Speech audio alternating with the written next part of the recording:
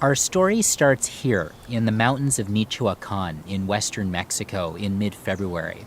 This is Sierra Cinque, and Isabel Ramirez stands among the trees.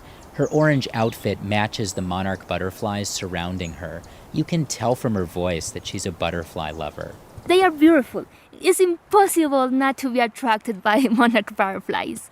They provide a feeling of tranquility and peace and wonder. Ramirez is a geographer at the National Autonomous University of Mexico. She's working to conserve the forests of Michoacan inside the Monarch Butterfly Biosphere Reserve to prevent illegal logging for the sake of the trees and the butterflies. Because literally millions and millions of monarchs call this sanctuary home in the wintertime. Maybe around 50 million butterflies around us in this moment. And that's just in these couple acres. Monarchs coat the ground, the trees, and before long, Ramirez has a couple in her hands. I think they are small pieces of sunlight. Such a delicate animal, each one the weight of a paper clip.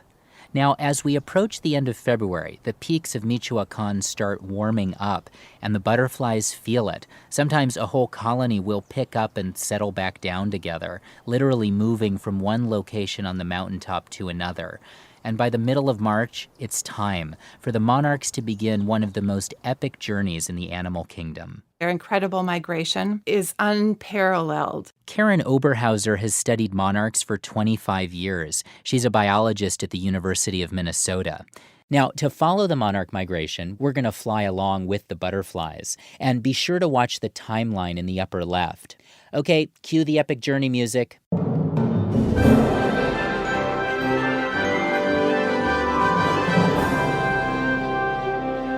The males and the females leave the overwintering colonies and fly north through Mexico. They cross the neovolcanic mountain range and cross the mountains on the east side of Mexico and fly up into southern Texas. The butterflies fan out, covering the southeastern quarter of the U.S., laying eggs as they go. If you imagine monarchs as kind of this wave of insects that are moving northward and eastward, they're looking for specific kinds of habitat along the way. Habitat that must include milkweed. It's the only kind of plant that the caterpillars can eat, as well as other nectar sources for the adults. Now, let's pause for a moment here and consider the monarchs laying their little eggs on the milkweed. When Oberhauser described it to me, I was reminded just how astonishing that transformation is from egg into adult. We have this caterpillar that's kind of like a worm. They're this earthbound thing that's kind of squishy and kind of mushy. And then they go through this transformation where it's almost like they die when they get into the chrysalis. So they're in the stage that, from the outside at least, they don't even look alive. And then they transform into this incredibly beautiful organism that throws off the chains of the earth and is able to fly away. Okay, back to the journey.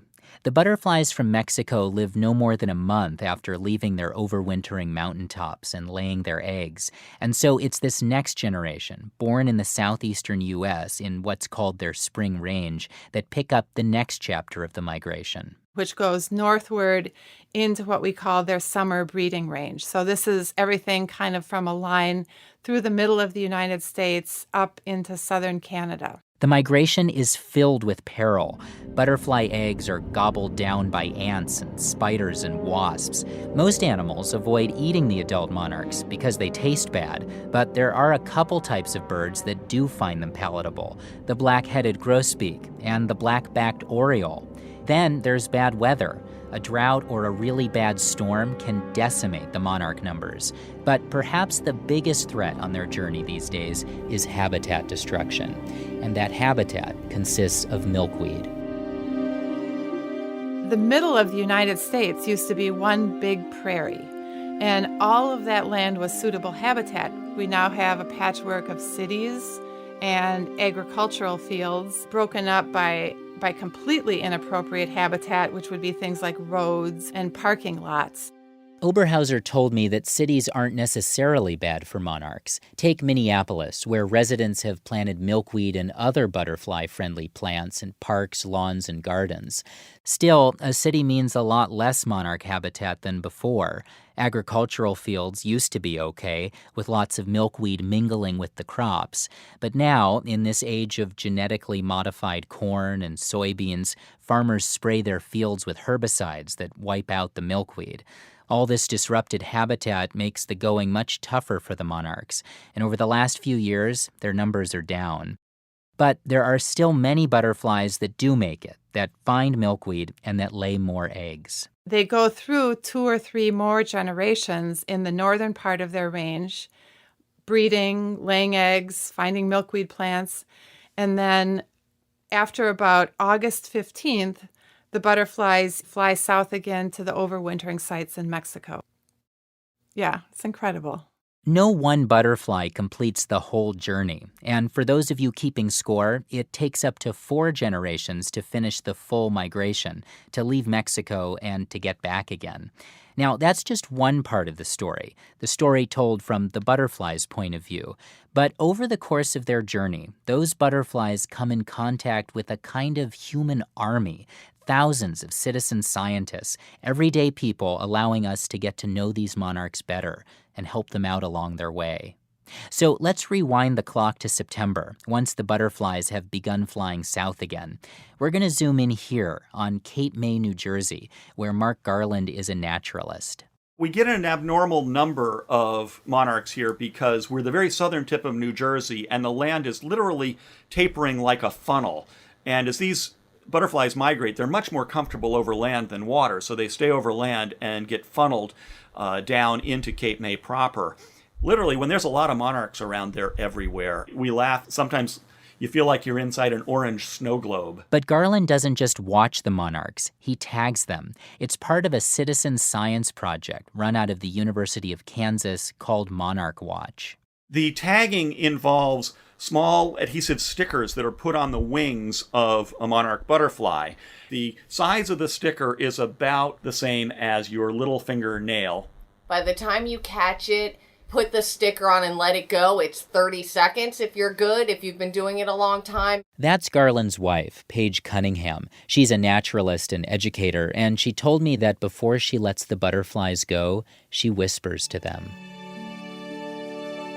Sometimes I'm just like, have a good journey. Sometimes I wish them good luck. I don't always know what I'm going to say to them until I have them in my hand. I don't know, it's like a secret in a bottle, or a wish, or a hope, or a dream, or something, and then it flies away. Cunningham and Garland recruit a bunch of people, and each year the team dots hundreds of butterfly wings with these tiny sticker tags. On the tag is a unique code of 3 letters and 3 numbers. It's like the social security number of the butterfly. And it's this social security number here that can be used to track the butterflies along their migration route, where other people catch them and read off the code. Every time a tagged monarch is found somewhere else, you've connected the dots on migration. We found monarchs here in Cape May that have been tagged in New York State and Pennsylvania and other parts of New Jersey. And the butterflies routing through Cape May have been found as far south as Florida and Texas, even Mexico. And there have been a few New Jersey monarchs that the wind's blown out to the Bahamas. Now, some of the butterflies pass through Georgia, where Mary Beth Carey teaches the 5th grade in the town of Sylvester. I want the students to use the butterflies to connect with and go beyond the boundaries of our town. For the last few years, she and her students have been taking Scotch tape, placing it on monarch butterfly abdomens, peeling it off, and sending it to the University of Georgia. That's where a program called Monarch Health counts up the number of external parasites on the butterflies to figure out how healthy they are. Carrie's students love being part of the butterflies' lives. I really like working with insects. We should help them. As the butterflies flutter along, countless people are on the lookout, entering their sighting locations, and some of them recorded themselves to tell us about their encounters, all the way from Brackettville, Texas. Right now, I'm surrounded by trees with beautiful arcing limbs. The butterflies, I can't believe they're still here.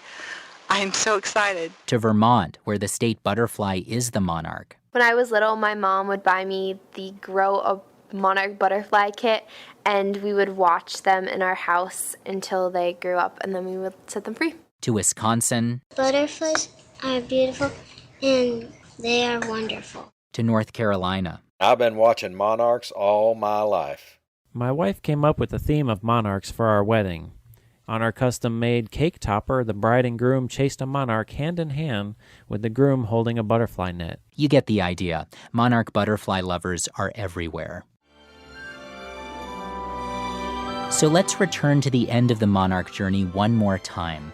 As the butterflies make their way back towards Mexico, they gather into thicker and thicker ribbons as they fly. By the time they hit Texas, the monarchs stop people in their tracks. They cluster up in these pecan trees like grapes and just are draped everywhere.